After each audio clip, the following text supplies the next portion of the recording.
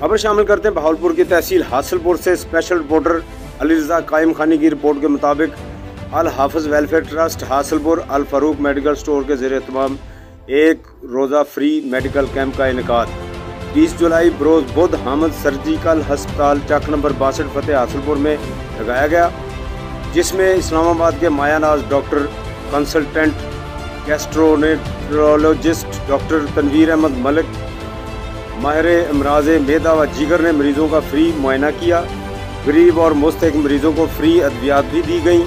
Chairman अल हाफिज welfare trust Hasilpur हाफिज Mohammad Umair UK का कहना था कि गरीब और मुस्तहिक मरीज़ों की खिदमत करके मुझे दिली खुशी होती है। आइंदा भी मैं ये मिशन जारी रखूँगा।